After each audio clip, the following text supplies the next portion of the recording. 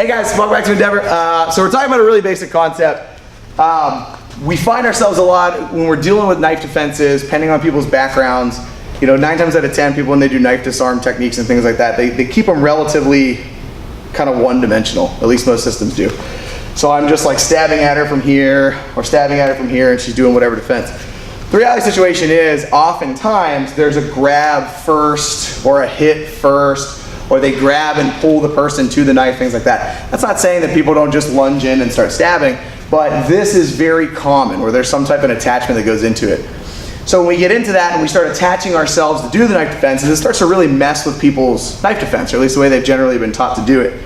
So one of the things that comes up quite often is that if I have some type of control with her here, where she can't completely commit and get to this side, right? Like if I was just open, she's looking to try to control that arm, get to it and isolate it. At least that's one concept and idea.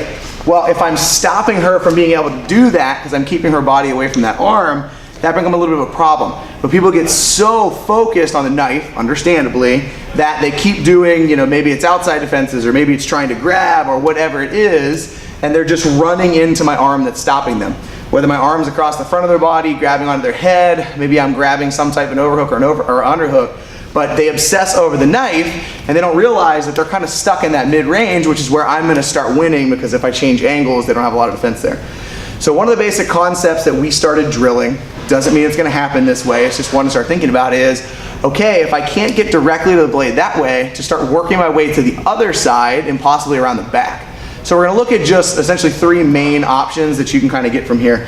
So let's say we get into a situation, she is able to get kind of 2 hands on the one wrist, and she's at least fighting over it, but she doesn't feel like she has a lot of control, okay? From this position, I have my hand on the back of her head, elbow down, she can go with a basic head clear. So she clears out to the outside, boom, still maintains control of the knife, and now she can work her way to the back. She can start working some type of seatbelt position, she can strike from there, maybe access weapons, other things to go into. But it's just a really, really basic concept of, instead of staying here and trying to fight through the barrier I've created with this left arm, screw it, just go around it, right? She pops out, boom, goes to the outside.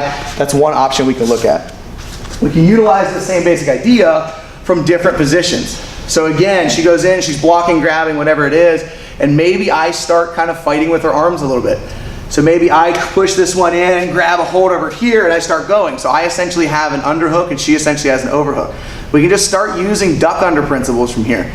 So she gets a hold of the arm, she's gonna lift my arm, drive the head under, same exact idea, work the way around the back. You're gonna have to develop a sensitivity and drill the basic duck under form, but it's there, the principles are there. And if I have this big underhook and I'm stabbing at you and you can't get out of that position, you're gonna be in a world of hurt focused on this. So it's one option to kind of think about. And then again, if maybe I go overhook instead, so we're into here, she's grabbing, I get overhook, she ends up in underhook position, I'm still trying to grab, maybe I'm trying to get her in a headlock, she can go ahead, just punch the arm up over top, again, take the duck under, move around to the back side as well.